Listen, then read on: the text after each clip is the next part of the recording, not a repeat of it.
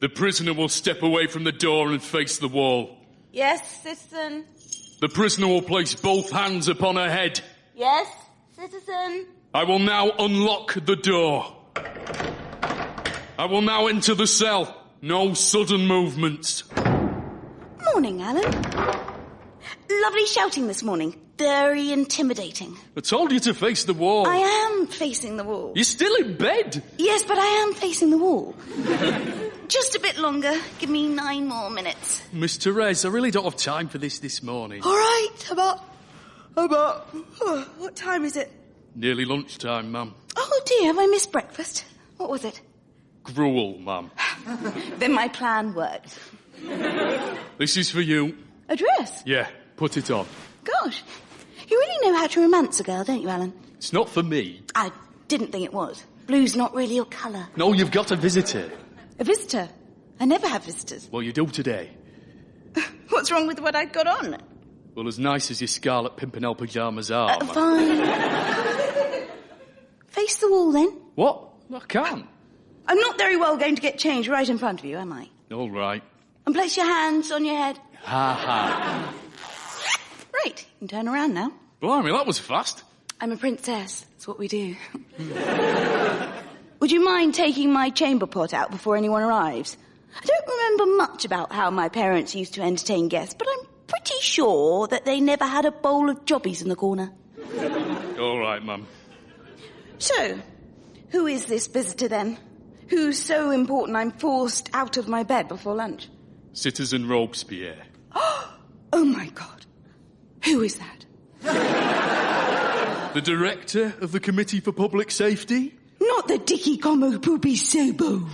You need to take this one seriously, ma'am. The Committee for Public Safety are in control now. In control of what? Everything. Citizen Robespierre decides who lives or dies. You've changed your tune. I thought you were forbidden from telling me anything about the outside world. Yes, but today is different. I don't want you to meet him unprepared. Why? He's the man who had your father executed. What? But he's also the man who could set you free.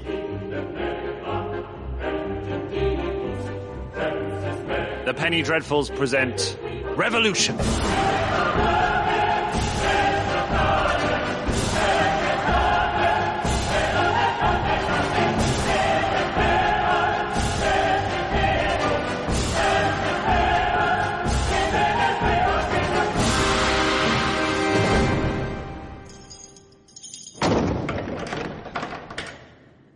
Do come in, Citizen Robespierre.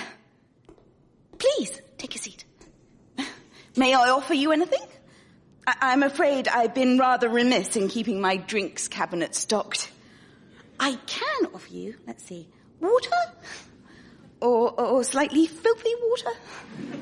I think I have half an olive down the back of the bed. We could pretend it was a martini. Sorry, I'm a bit flustered. I haven't seen anyone apart from Alan for ages. Alan's my jailer. Plus, I've only had one book to read, an atlas. It's a bit out of date, though. It doesn't have the Americas. Or Spain. Well, this is awkward.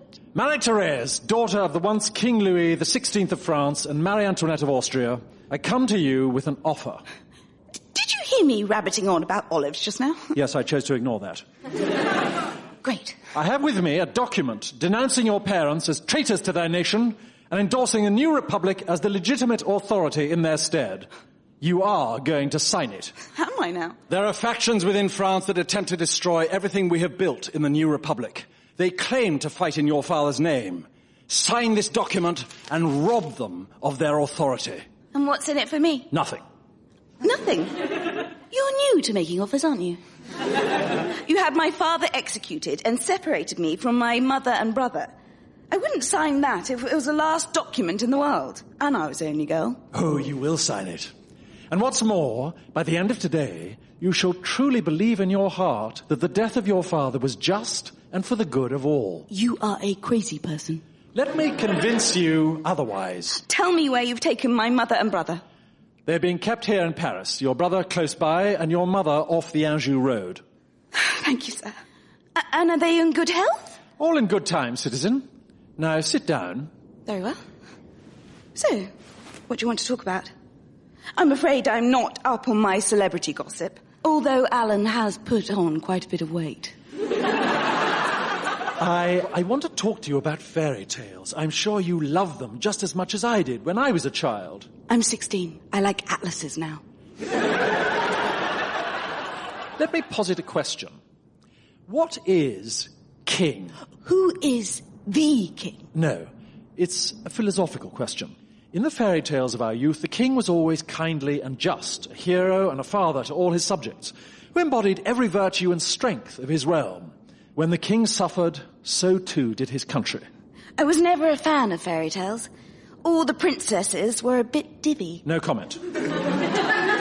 One could believe that France was in just such a position 6 years ago. Her people were starving, and hope seemed all but lost.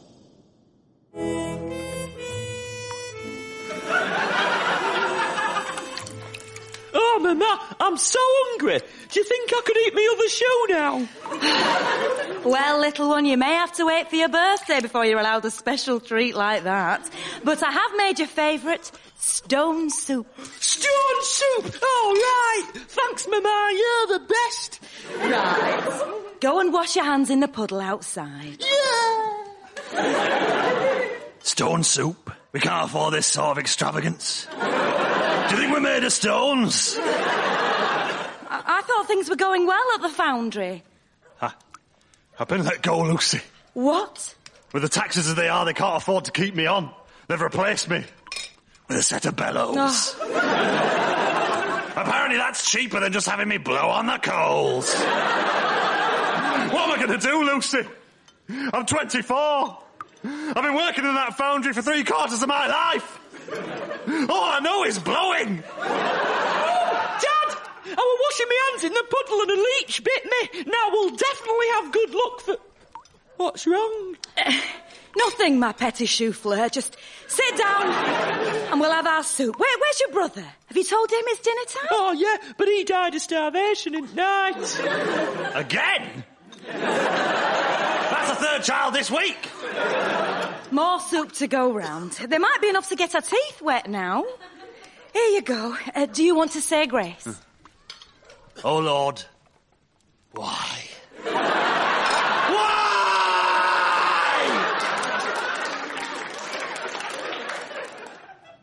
Had the king succumbed to some terrible fever? No, the king was just fine, thanks. Plenty of food on the table, and in good health all round. You're talking about my dad, right? Well spotted. With a keen mind like that, you could make a career of being someone's wife. Why are you talking about fairy tales?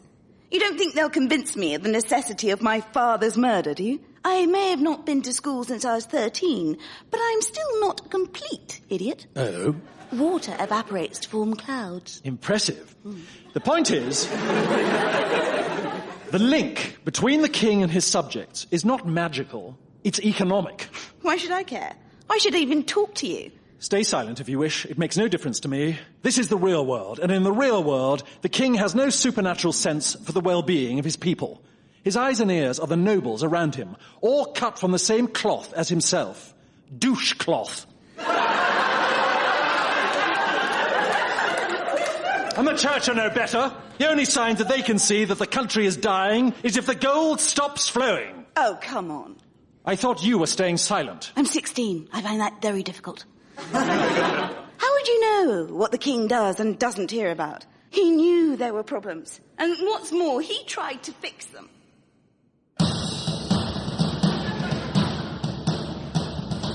And that is precisely why we must take action. My Lord Chancellor, send out riders to every corner of the realm with as many sandwiches as they can carry. Let the people know that help is on its way. At once, Your Majesty. Finance Minister, go through the royal sofas and redistribute any loose change you find to the needy and lame. Of course, Majesty. And children, my little Therese and Louis Charles, of you I ask the greatest sacrifice of all. I want you to each pick out your favorite toy, the one that you treasure above all others, and I shall see that it's given to a child who's about to die. Does it just have to just be one, Father? Couldn't we give away all our toys? Oh, Therese, sometimes I think you're the kindest soul in the whole world. What about me, Daddy? I want to give away everything I have too. You make your father proud, Louis Charles. I'm going to give away my yo-yos and my mahogany ducks and all of my dressing up clothes. My Minuteman costume is so 1783. Yes,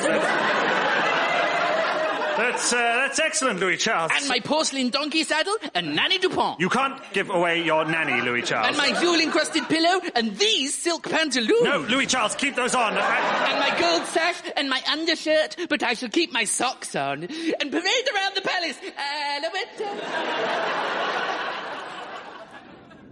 You sailed off course a bit at the end there. I was just remembering my little brother. I miss him. Well, even without your tedious digression, that still rates as one of the biggest bunches of arse I've ever heard. What good are mahogany ducks when your belly is swollen and your bum is falling out? People need bread, not stickle bricks. Bread! You claim greater authority on the subject of your father's compassion, but I too know firsthand of what little regard he showed his people. It was a lifetime ago. I was barely out of nappies, 12 years old, and in my first year of law school. I had been picked above all others in my class to make a presentation for our new king, your father, Louis XVI.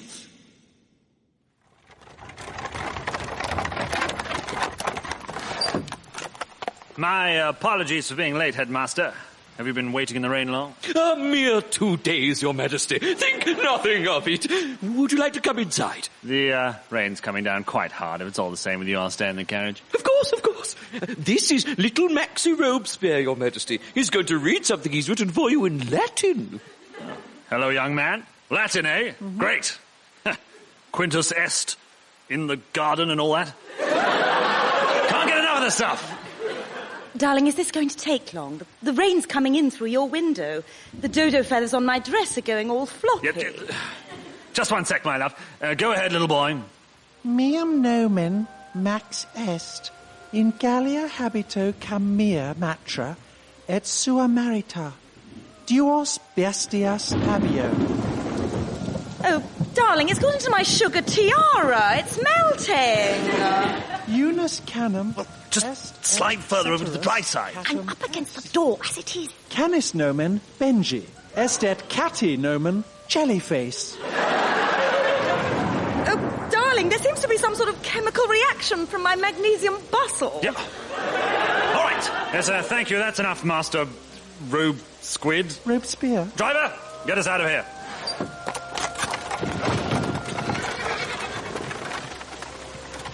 But I haven't finished my speech.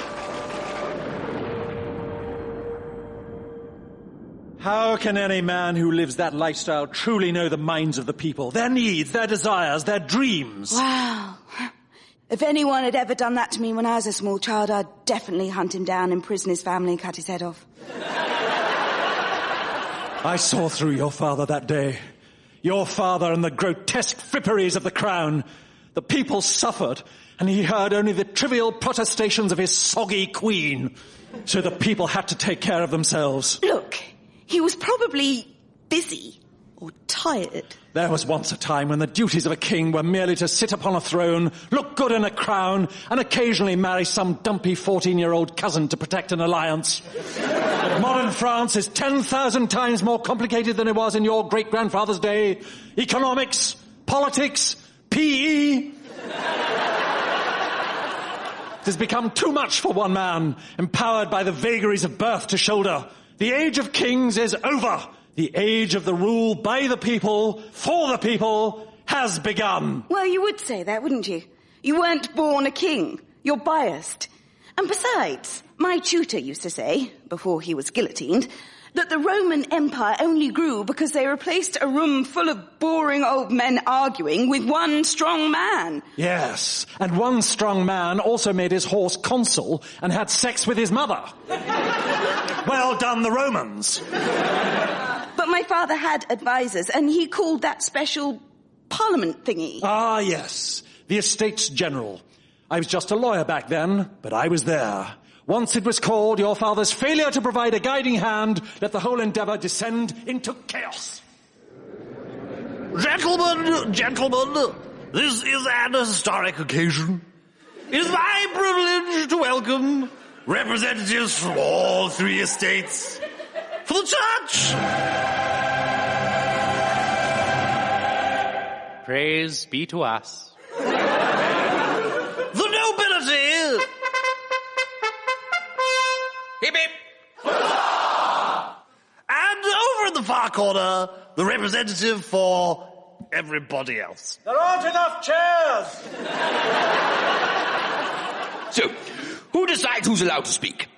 As representative for the nobles, I think it should be me. The Comte d'Artois makes an interesting point. We in the church are not really sure how this works either.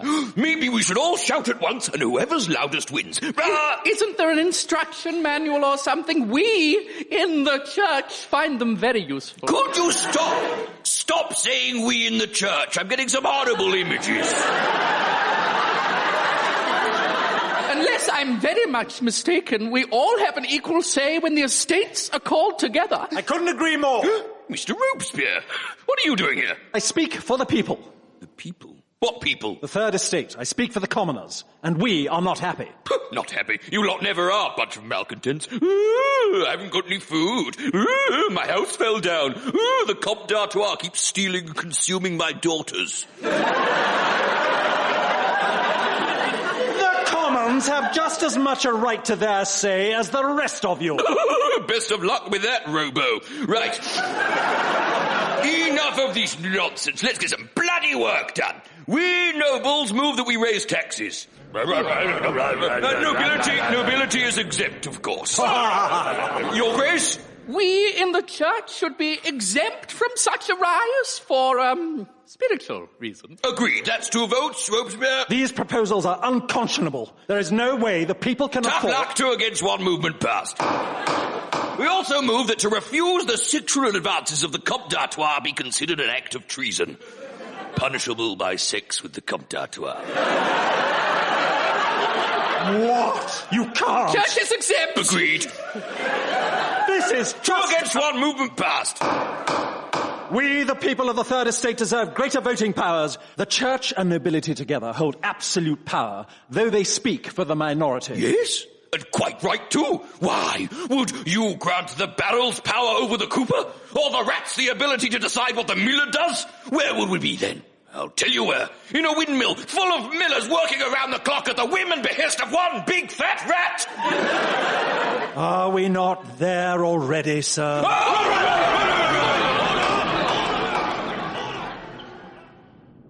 The Estates General was riven by factional disputes, and your father was the only person who had the power to do anything.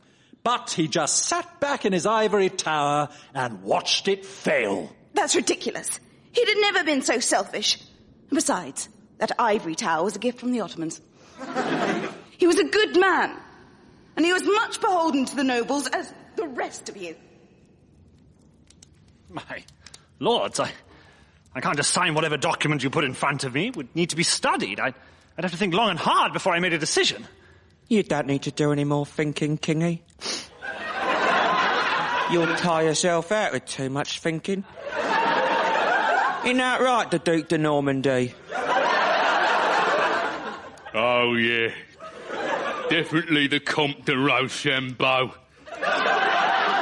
We'd hate for Kingy to tire himself out. Oh, yeah. Oh, yeah, you can hurt yourself when you're too tired. I knew a bloke once what got too tired. And then his thumbs fell off. You're laying it on a bit thick, citizen. I doubt the Comte de Rochambeau had such a strong Parisian accent. Well, maybe. But my point still stands. Regardless of the pressures upon him, your father's abject dereliction of duty finally convinced the people of the need to take their destiny into their own hands. It was the 14th of July, 1789, and the Paris air was thick with electricity. Moving as one, the people of Paris swarmed through the streets in a wrathful rampage. Drawn inextricably towards the looming black scar on the Paris skyline, the symbol of their oppression, the Bastille. They descended upon it like an almighty wave. It was a sudden rush and release of generations of pain and neglect by a people who would be abused and ignored no longer. They cast off the bonds of their comrades in an event of such awesome significance and power that the modern world would never be the same again. Right, yes, I remember. How many prisoners were there again? Well, 7. But they were all heroes of the revolution. Oh. And what were they in for? Sex offences, mostly. But that's beside the point. And the mob sawed the guards' heads off after they surrendered in good faith, didn't they? That's hardly class solidarity, is it? You can't make a creme brulee without burning some sugar. Your father's indecision and prevarication fanned the spark of discontent until the flames of open revolt sprang forth. Had he but ordered it, the army could have marched into Paris, massacred us, and decimated the leadership of the revolution. You think my father should have ordered a massacre? Mm-hmm. Of his own people? Exactly. It's not really the sort of thing that gets you voted into the King's Hall of Fame. What would you have done in his position? Without a moment's pause or hesitation. Had I been king, I would have seen it as the only rational course of action. Blimey, you must be fun at parties. Not really. You say that my father did nothing. But in the months after the Bastille fell, he was consumed by a desire to learn everything he could about the revolutionaries, to understand their wants, their claims, and their different costumes that they seem to take so seriously.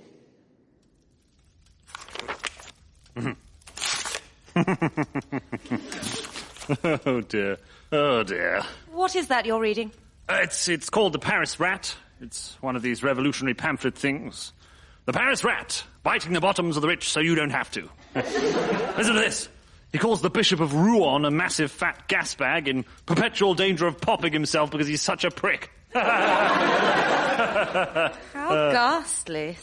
So which group is this Paris Rat in? The Girondists, the Sans-Culottes, the Fontainebleau Pug Dog Appreciation Collective? He's a Jacobin, I think. Seems to change sides halfway through the article. Sounds like a total Bishop of Rouen. Pamphlets. Pamphlets. Is that all he was doing? Reading pamphlets? Not all, no. Oh, so he was just looking at the pictures then? All right, Smuggo. I was getting you to the good bit. Keep your wig on. There's a group of women here to see you, Your Majesty. Well, show them in. Never let it be said that I don't always have time for my people. There's rather a lot of them, Your Majesty. Oh, I might not have time then. How many? Darling, have a look out the window.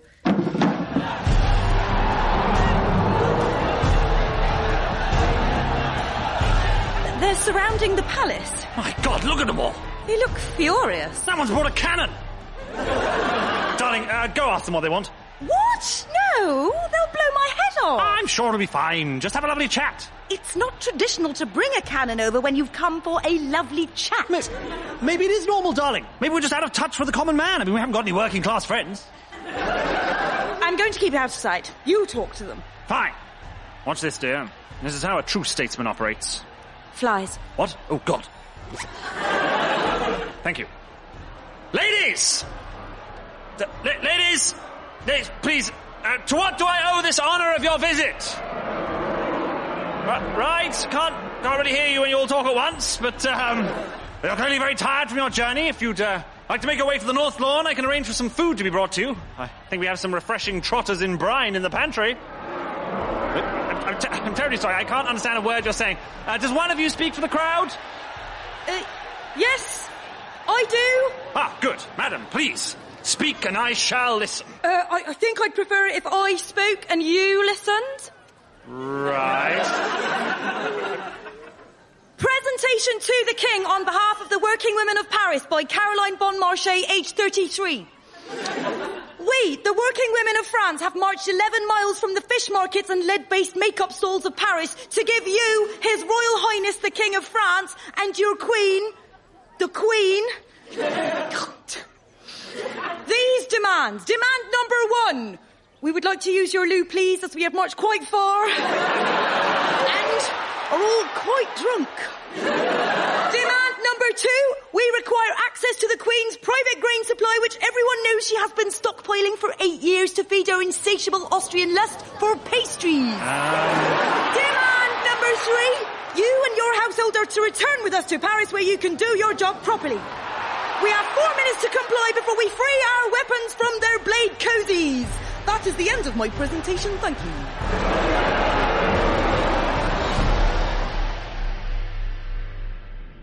So, you see, he was in the middle of fixing things when all the bloody people got in the way. That's your expert opinion, is it? It's the truth. I was there. He was going to fix France's problems, fix everything. But things just went wrong too fast. Fast? France has been under the despotic rule of your forebears for 1,000 years. How bad do you think things must have become that for the first time in a millennium, the subjugated women of this nation rose up and said, no more? They said they wanted a loo break. These are the underclass of the underclass. The suppressed oppressed. They do not simply rise up overnight because they're feeling a bit miffed about the price of pushchairs. Yes. I mean, maybe. But he understood that they were unhappy. And did nothing. He wanted so badly to help. But did nothing. No, he made himself ill. But did nothing. He was a good father. Yes, exactly. But a ruler must be cold, dispassionate, and calculated. Not someone who is impressed by a macaroni picture of a house. You would have preferred he sentenced his own family to death. I would have preferred he was a king first and father second. But how could we expect a pampered little brat like you to understand from within your gold-plated playpen? You have no idea what it was like. We were surrounded by armed men in our own home. They wouldn't let us leave. Daddy? Louis Charles, Therese, I thought you were playing. We were. Daddy?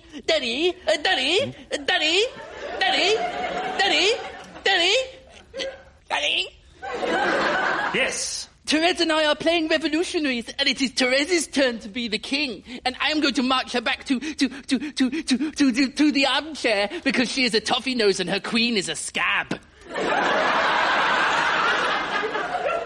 How lovely. Daddy? Yes. What is a scab?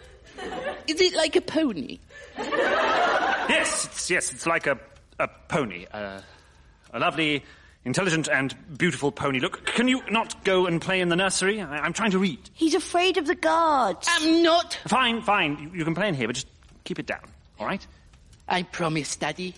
I winky swear. Get to the point. I was just giving you some background. Get to the point. Well, the point is that although we had the run of the house, we were prisoners under the constant watch of strangers. Through here's the drawing room where they usually hang out during the day. Oh, yeah, there they are, look. Oh, isn't it nice? Austin God over there. Excuse me, what exactly do you think you're doing? Oh, this is my wife, Camille. Hello. I'm giving her the tour. Are you? Don't worry about me. Just pretend we're not here. Right. He's a lot shorter than I thought he'd be, Daniel. He wears built-up heels sometimes. Does he read a lot then? He looks very clever. Shh! Sorry. Is there a gift shop? No, there is not a gift shop! Mary! God, I can't get a moment's peace around here! He's a lot crosser than he is on the coins. I don't quite see what you're getting at. So, you were under round-the-clock surveillance from trained professionals whenever you ate, washed, or slept. What's not to like?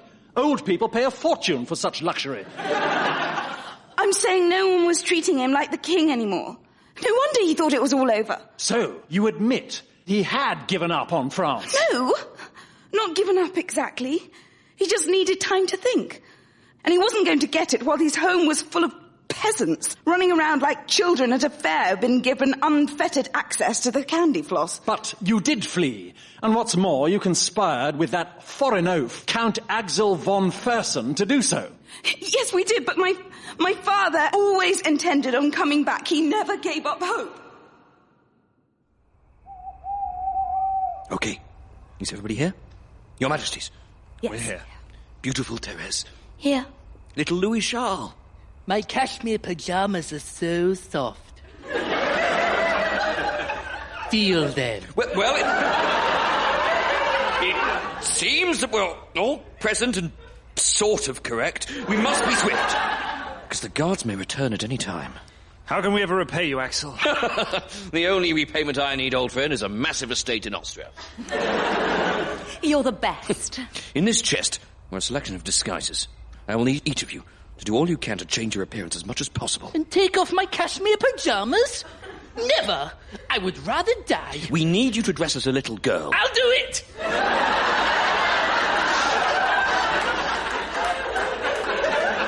I shall be known as Amelie, the helpless milkmaid repeatedly ravished by the evil Comte de la Piette. Oh, my God. Oh, God. No, don't worry, he doesn't know what ravish means. Well, thank God for that. Therese, we need you to dress as a small girl. I am dressed as a small girl. Indeed you are, my dear. But perhaps you might take off all those pearls and that 3-foot high wig. My sleeping wig? You'll get it back. Your Majesties, you must dress as butler and lady's maid. You will play the servants. Servants of whom? Of myself. As a Swede, I can pass unnoticed, as we are irrelevant in the scheme of international European politics.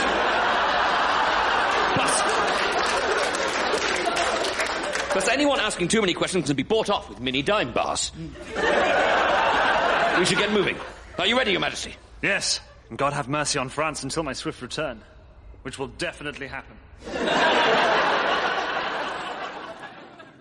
And then he kissed the ground goodbye and we left. I see. And that's exactly what he said, was it? Yep. Word for word? That's how I remember it, yeah. Right. Everything would have been fine if my father hadn't been recognised, stopping off for supplies 150 miles up the road. Good day to you, stout yeoman. Bloody hell, it's the king!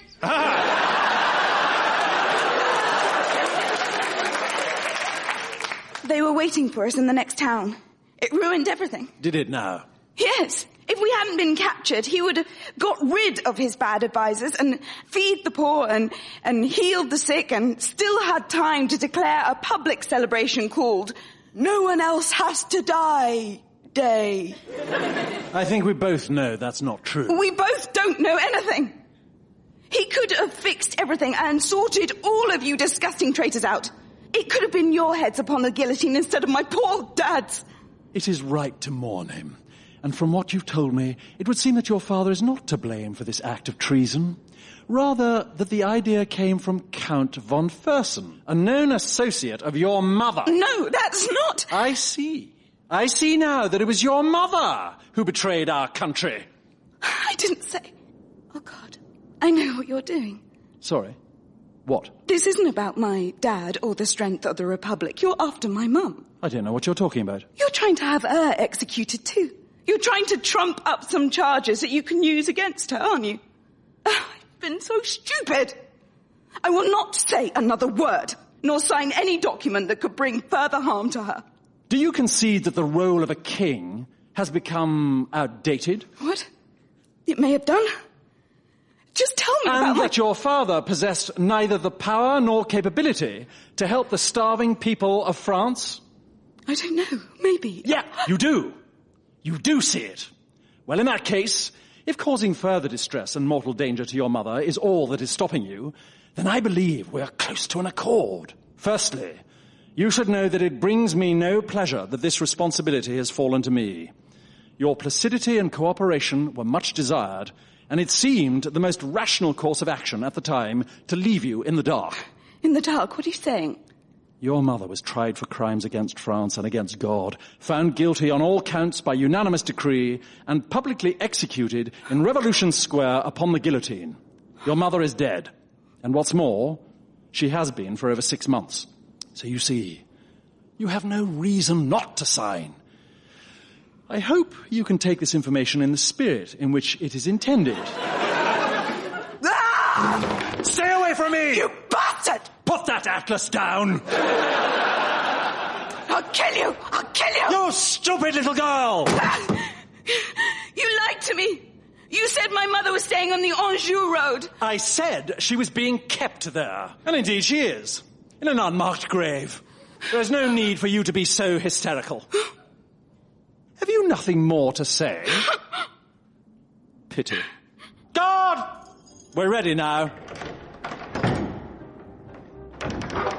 What are you going to do with me? I thought we could have a spot of dinner.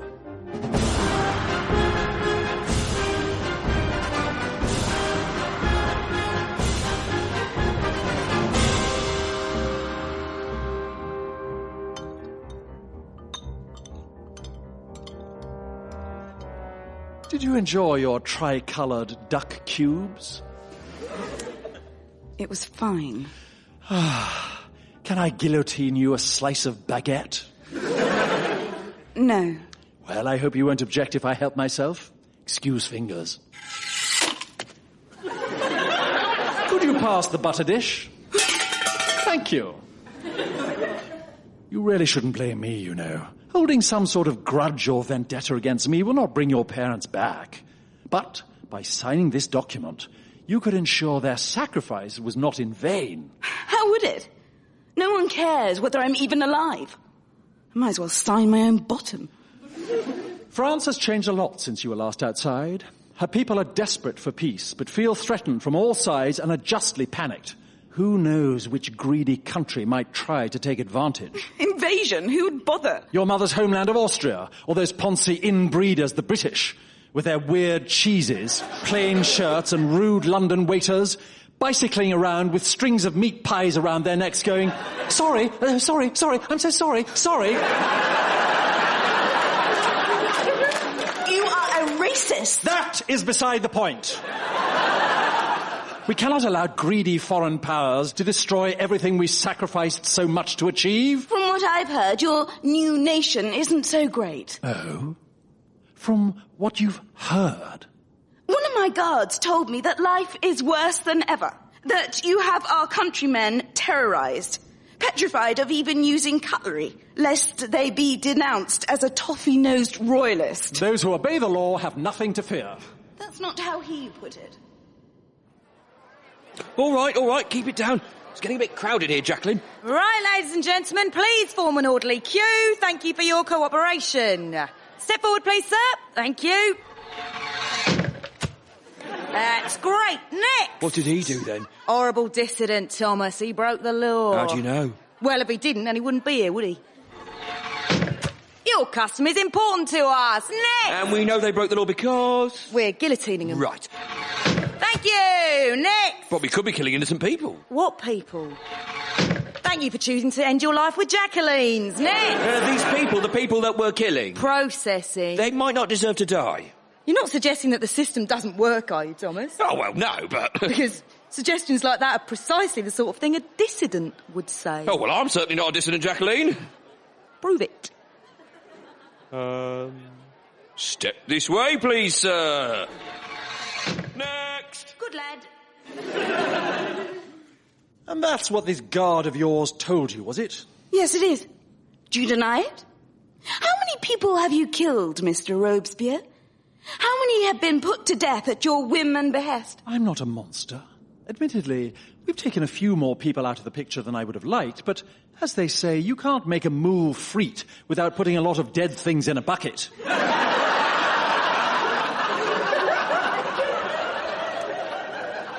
So who are they, these dissidents? In the most part, they are deluded royalists who rally around the pathetic dream of instating your baby brother as king. It could never happen, of course, but that doesn't stop them from riding around writing, "The revolution is a gay," on all our nice new flags. You mean my brother's alive? Of course! I don't make a habit of murdering children. As I said, I'm not a monster. Where is he? After you were separated, we thought long and hard about what should be done with him. Many called for his execution, but the killing of children rarely looks good on a CV. So what did you do to him? Well, rather than destroy the heir himself, we decided instead to destroy the desire of others to see him as a worthy sovereign. He was still young and impressionable enough, so we sent him to live with a rather coarse cobbler by the name of Simon. A cobbler? Why? He is re-educating him. training him out of his refined and dainty ways and indoctrinating him into the working classes. Monsieur Simon. How many times do I have to tell you, lad? It's Citizen Simon. Very sorry, Citizen Simon. Right, what is it? I thought you might like to look over this design for a new shoe I have drawn up. See? They are calfskin moccasins a la mode l'Indien, with inlaid mother-of-pearl eyelets for the laces. Flaming Nora, don't want lordy-door moccasins, nobody does! But they really draw the eye towards a well-turned calf. Right.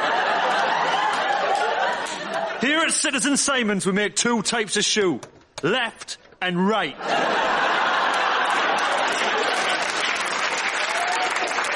Why? Because nice shoes are decadent. That's right. And our shoes are...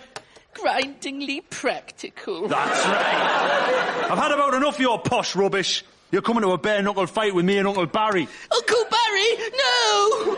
He always says creepy things and then laughs and pretends it was a joke. When it wasn't a joke. I've had enough of your lip, sunshine. Drink this gallon of industrial-grade gin. But it's not even breakfast time. Drink it! And now, sing the song about the jolly sailor and the butcher's wife with the big bangers 10 times in a row. But it's so crude. The double entendres are barely double at all. They're 1.5 entendres at best. Sing! Oh, he was a jolly sailor man, and he had sex with the butcher's wife loads.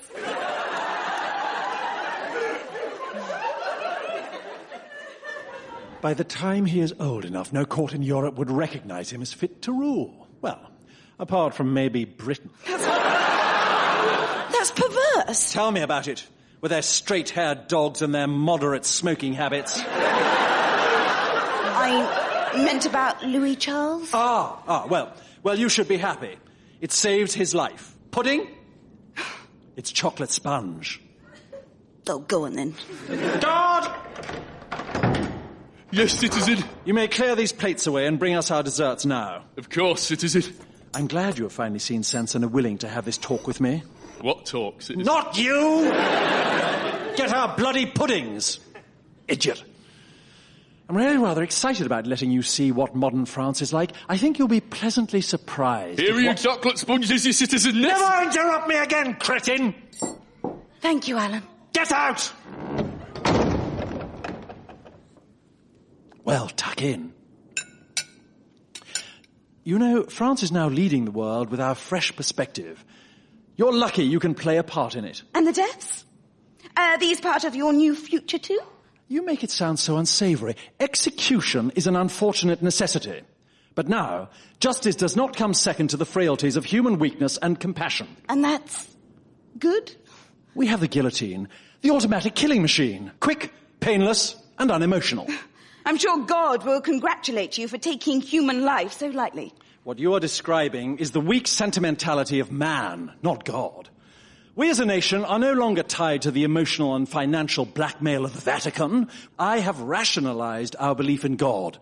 We are now a nation under one religion, the cult of the Supreme Being. And this is a children's book you've written? No, I have achieved all this. The cult of the Supreme Being? Yes. You've made up a religion? I have streamlined our belief system to better suit a more rational France. That's what I said. Made up a religion. And who is the Supreme Being? It's not you, is it? You know the Egyptians believed their leaders to be gods, and they ended up pickled in a box. You should be careful. No, I'm not so foolish as to believe myself divine, nor so arrogant as to believe I am God-appointed. I have, however, decimalized time. Oh, good grief. Under the French Republican calendar, there are 100 seconds in a minute, 100 minutes in an hour, 10 hours in a day, and 10 days a week. And how long's a weekend? Still 2 days. Really? Oh, come on. And the pagan and heathen names have been discarded too. No more Moon Day or Thor's Day, but Day 1, Day 2, the perfect system. When you say perfect system, do you mean, in fact, complete disaster? Don't dismiss so readily what you do not yet understand. You're right.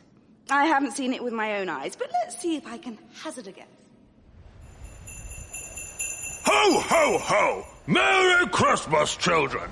Have you been good boys and girls? What are you doing here, Citizen Noel? Citizen Noel? Why? Ho, ho, ho! It's December the 25th! Christmas Day! I've come to bring gifts of joy and laughter to all the good boys and girls. But it's not the 25th of December anymore. What? It's the 5-day of snow month. The what day of who now? And also, Christmas has been outlawed and replaced with Supreme Beingmas. It is less patriarchal and socially exclusive. I've been making a list, and I've checked You it are several... declared outlaw and enemy of the state. Seize him, fellow citizens. Hold on! Just wait! What are you doing? Get off me!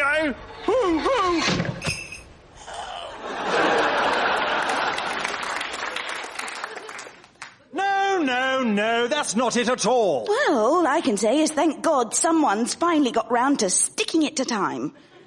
But look, why are you telling me all this? Why do you care whether or not I get what you're on about? What's the point? Because I'd like you to help me heal France's wounds, and we shall be the most enlightened civilization on Earth.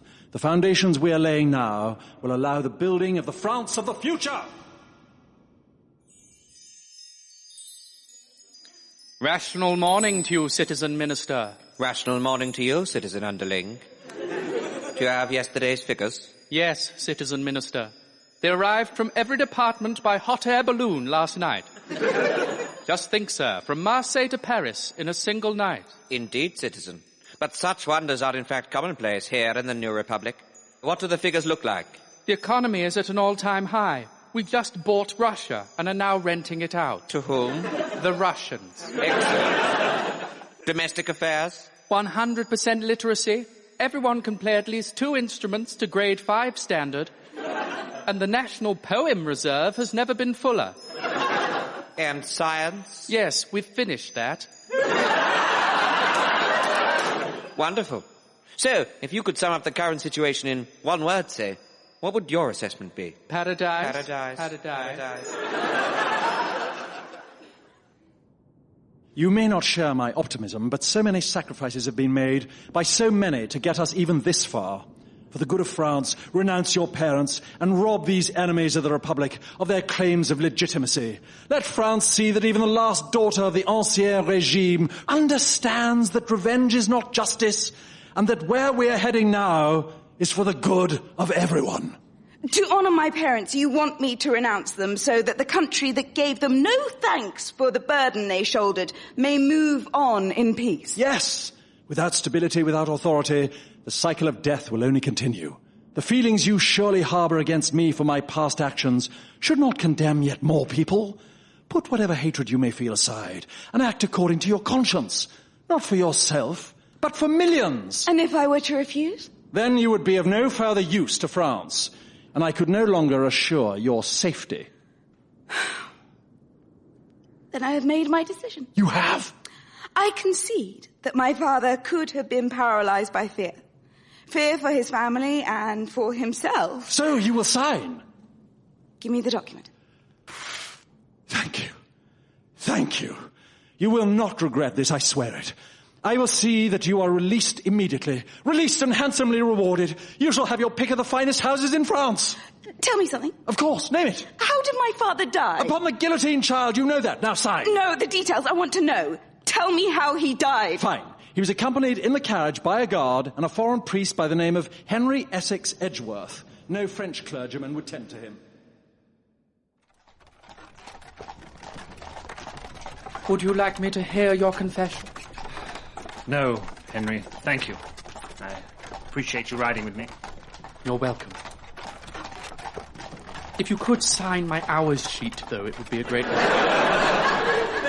Yes, of course. We're there shortly, Your Majesty. Thank you, my man.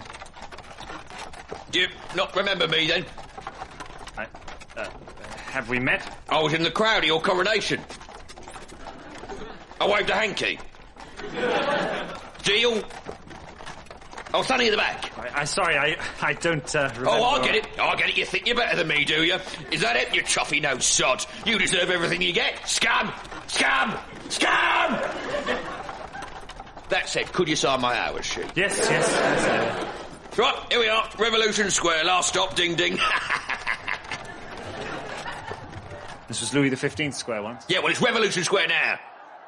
Tore down that statue of your grandfather on that bloody horse. Smashed it to bits with hammers.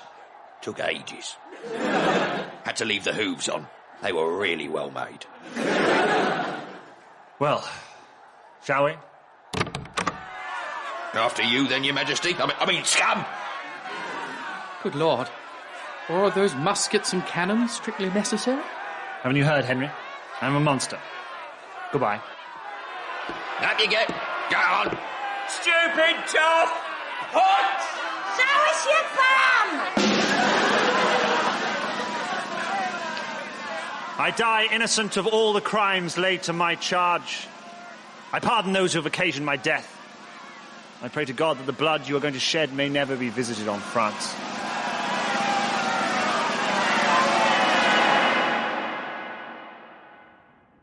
And the rest, I think I leave to your imagination. And the people? Did they cheer? Not at first. I'm prepared to speculate that they were conflicted. They stood together in hushed silence for a good few moments before a few lone voices were brave enough to speak out. More joined them, and within a minute, the whole square echoed with jubilant cries of, "Long live the revolution!" They rushed forward to dip their hankies in his blood. The people did want this. I see. Well, I have told you all I know. He was innocent, wasn't he? There is nothing left but for you to sign the paper, and I shall be on my way. I'm not finished. What more is there to talk about? You've agreed to sign. I've done nothing of the sort. But you conceded. You agreed that the age of kings has passed. I could not agree with you more. I have listened to your worming, insidious stories, and you have convinced me, citizen. I am convinced, but not of your motives. I do not believe that you are here for the good of France. You are here for the good of you. What? And that is why I say no. I've no idea what signing this would achieve, but if not signing it hinders the man who killed my parents and helps his enemies... I had credited you with more intelligence. You are an arrogant, entitled fool. And you are the king. Just as my father was before you. Now you are the king in the era of the guillotine. A frightened little man who's put himself upon the throne in the realm of king killers of his own creation. You told the people that regicide is progress, and now they have got a taste for it. You'll allow this cycle of hatred to continue. Many more will die. Their blood will be on your hands. Well, I think we can let the wheel take one more turn. How is the view from the top, citizen? A long way down, isn't it? Perhaps you should see for yourself. Ow! Get off! You're hurting me! Look out there! Stop it! Look! Ow! See the country your family abandoned. Will you follow them? Is this all you have left? How pathetic you've become. Bah! You are more like your father than you know. You and the rest of your parasitic family gorging yourselves on the blood and sweat of honest Frenchmen. So arrogant and entitled. Throwing your masked balls and birthday parades while children starved in the streets less than a mile from your palace gates. Ow! To pardon us upon the gallows, he should have thanked us. Doubtless you'll have a chance to show us how it's done before too long. Perhaps you can finish your little Latin speech at last. History will not remember you, Marie-Therese. I promise you that. Guard! No one shall ever hear of the princess in the tower whose white knight never came. No one.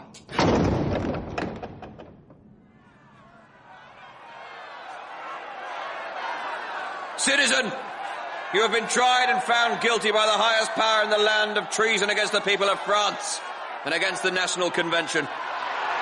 The sentence for such a crime is death by guillotine. Good people of Paris, let us hope that the barbarism dies with this criminal, this symbol of the bad old days. Citizen Robespierre! Keep your head down, Your Highness. You don't want to be recognised. Yes, Alan. Although it would help if you could stop calling me Your Highness. Yep, of course, sorry. Just because you've been released doesn't mean you're safe. There's still plenty of people around here who dearly love to stove in the head of a princess. Thanks for that.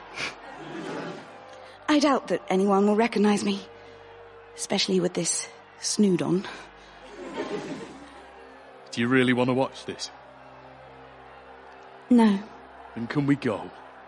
I don't want to watch a man die, but I don't think I could rest easy if I didn't know for sure it was over. All right, Mum. But we'll leave straight after. Thank you. Where will you go? I don't know. I'm banished from France, so... Austria? Britain? Regardless, I think I've had too much excitement of late. Perhaps I'll settle down and have a normal life. Well, normal for a princess. Marry your cousin, you mean? Something like that.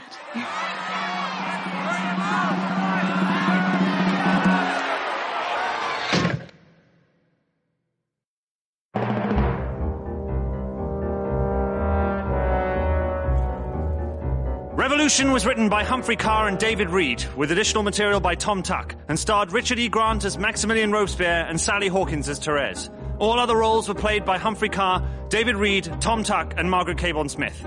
The producer was Julia Mackenzie.